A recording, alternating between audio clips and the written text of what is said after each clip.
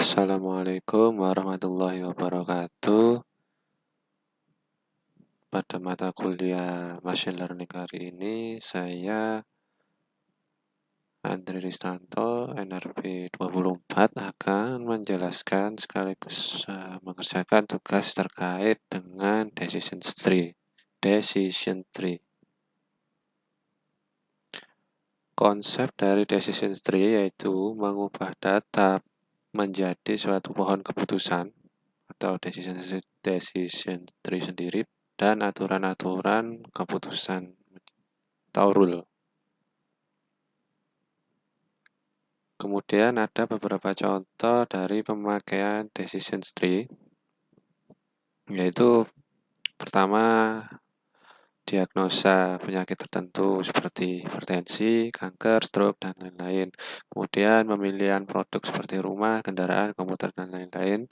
Pemilihan pegawai teladan sesuai dengan kriteria tertentu, deteksi gangguan otak komputer, dan juga masih banyak yang lainnya. Konsep data dalam decision sendiri itu adalah data dinyatakan dalam bentuk tabel dengan atribut dan record. Kemudian atribut adalah parameter yang dibuat sebagai kriteria dalam pembentukan tree. Misalkan menentukan pemain tenis, kriteria yang diperhatikan adalah cuaca, angin, temperatur, dan salah satu atribut adalah merupakan data yang menjadi solusi per item yang disebut dengan target atribut. Kemudian atribut memiliki nilai yang dinamakan dengan instance. Misalkan atribut cuaca mempunyai nilai cerah, berawan, ataupun hujan. Selanjutnya ini adalah gambaran dari konsep data dalam decision tree, di mana nama-nama orang ini adalah sebagai sampel, kemudian atributnya adalah cuaca, angin, temperatur. Yang cuaca sendiri ada yang cerah, berawan, kemudian angin adalah yang keras, lambat, temperatur panas, sedang, dingin, dan targetnya adalah bagaimana target tidak ya, yaitu keputusan di mana dalam kondisi cuaca cerah, angin keras, temperatur panas, kita bisa memaintain atau tidak. Selanjutnya adalah proses decision tree, mengubah bentuk data tabel menjadi tree, mengubah tree menjadi rule, kemudian menyederhanakan rule.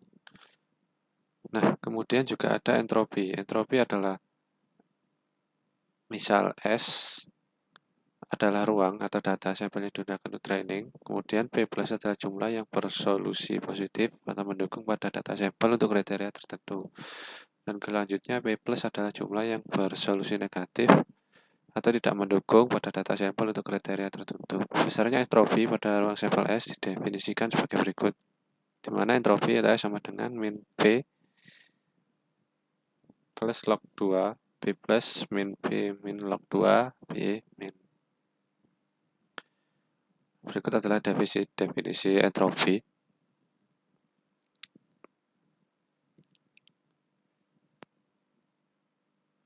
Selanjutnya kita langsung menuju ke latihan soal.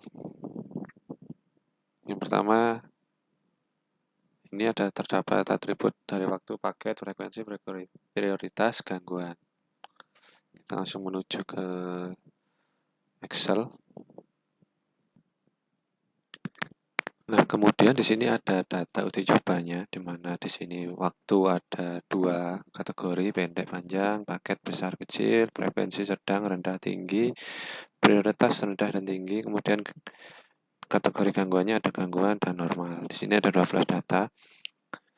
Kemudian kita hitung masing-masing kategori, itu jumlahnya berapa, yang kita namakan dengan entropi. Nah, misal dengan waktu dan gangguan, ini masing-masing totalnya berapa. Gangguannya ada gangguan kategori gangguan, normal, gangguan, normal. Di sini ada masing-masing 4. Kategori waktu gangguan dengan gangguan dan normal ada 4, dan panjang gangguan normal ada pendek gangguan normal ada 4, dan panjang gangguan normal ada 8. Sehingga totalnya adalah 12. dan entropinya adalah 0,91. Kemudian selanjutnya ada paket, kategori paket dan gangguan. Yang besar gangguan, kemudian besar normal ada 24. Jadi totalnya ada 16 entropi. Dan di sini ada rata-ratanya 0,92. Nah, selanjutnya frekuensi. Ada 3 kategori, rendah, sedang, dan tinggi. Kemudian dari kategori tersebut ada tipe gangguan, yaitu gangguan normal, kategori gangguan, dan kategori normal. Masing-masing ada totalnya 3, 5, dan 4. Kalau di total jadi 12. Kemudian rata-rata menjadi 0,97. Selanjutnya juga ada prioritas gangguan, total 3, yang rendah untuk kategori gangguan, kemudian rendah normal ada 2, tinggi gangguan 3. Ini total entropinya.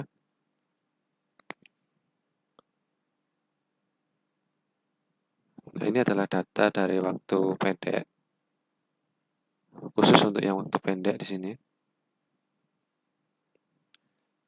Dan di sini juga dipisah lagi berdasarkan paketnya.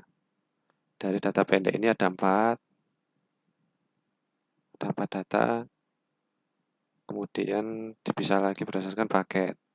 Dan dari paket juga ada pemisahan kategori lagi dari gangguan dan normal. Totalnya ini pasti 4. Tapi kita hitung entropinya. Di sini ada yang 0. Rata-ratanya adalah 0,09. Kemudian cari paket, kita hitung di bagian frekuensi. Di sini totalnya tetap 4. Pasti 4 karena datanya adalah 4. Datanya adalah 50. Nah, di sini juga ada berdasarkan frekuensi sedang.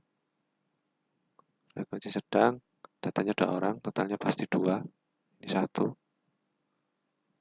Nah, ini rendah, tinggi, berdasarkan prioritasnya. Pertama dipisahkan berdasarkan frekuensi, kemudian dari frekuensi dipecah lagi berdasarkan paketnya. Besar, kecil, gangguan normal. Ada berapa data? Yang 0 ada berapa data yang 1. Kemudian hasilnya ini. Ini juga sama. Ini dipecah berdasarkan paketnya, paket kecil. Tadi ada yang paket sedang, paket besar. Ini berdasarkan paket kecil. 5 data. Di total pasti 5. Dari paket kecil dipecah lagi berdasarkan prioritas dan frekuensi. Hasilnya ini.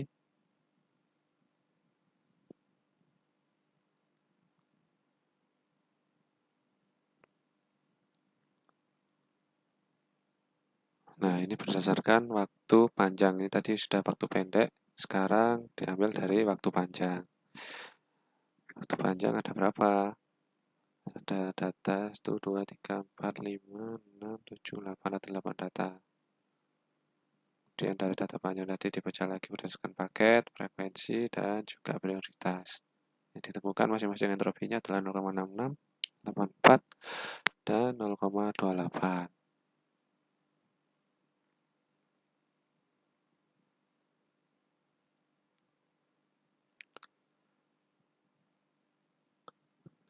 Dari data itu tadi, maka ada dibentuklah suatu data prediksi, di mana prediksi di sini prediksi yang error ada, yaitu pada kategori waktu panjang, paket kecil, frekuensi tinggi, prioritas rendah, dan gangguan normal.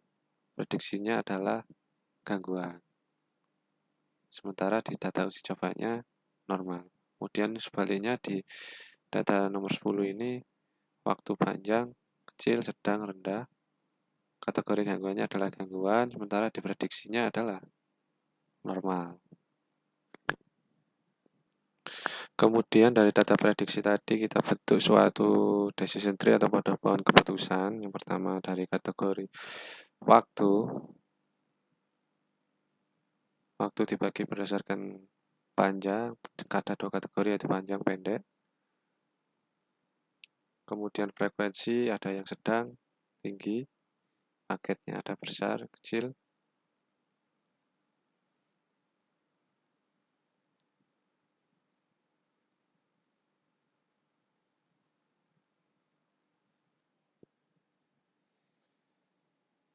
Nah, dari sini dibagi juga apabila tidak, maka berarti frekuensinya sedang, apabila ya tinggi, berarti ada gangguan. Kemudian di sini juga apabila paket besar, maka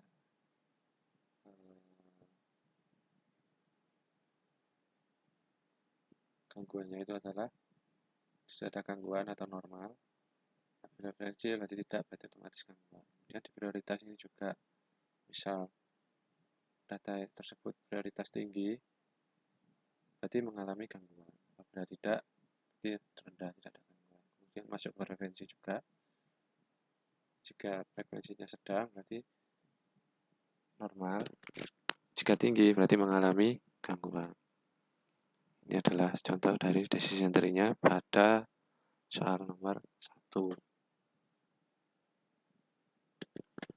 Kemudian soal nomor 2 ini, di sini adalah usia tua muda, kelamin pria wanita, merokok atau tidak, olahraga atau tidak, dan mengalami penyakit jantung atau tidak. Langsung kita ke Excel-nya saja.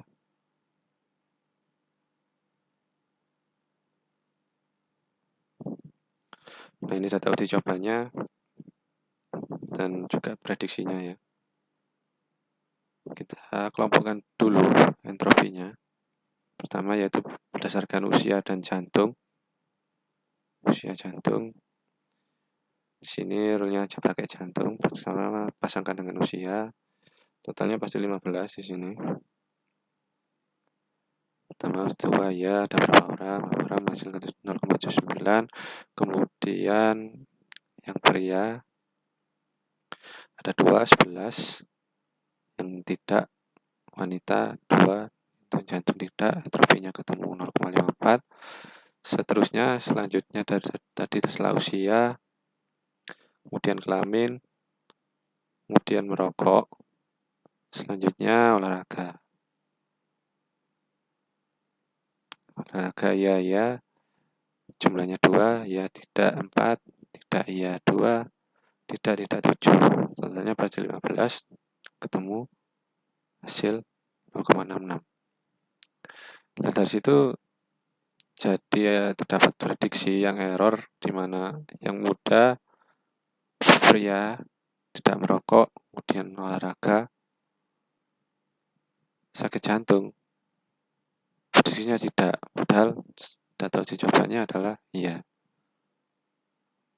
Dan kemudian pada usia muda, pria dan tidak untuk merokok, tidak olahraga, seharusnya kan tidak mengalami sakit jantung. Ternyata di prediksinya tadi adalah iya pada rata-ratanya tadi.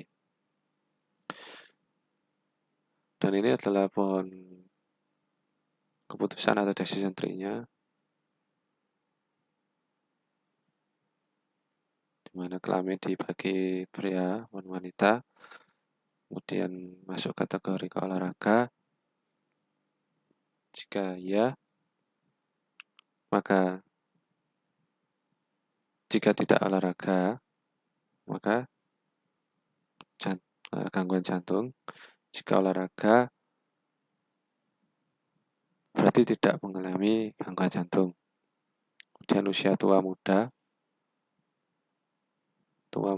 jika tua tidak merokok, maka tidak mengalami gangguan jantung. Jika merokok, ya akan mengalami gangguan jantung. Begitu seterusnya. Baiklah, demikian penjelasan saya terkait tugas mata kuliah Machine Learning untuk kali ini materi Decision Tree. Semoga bermanfaat. Wassalamualaikum warahmatullahi wabarakatuh. warahmatullahi wabarakatuh.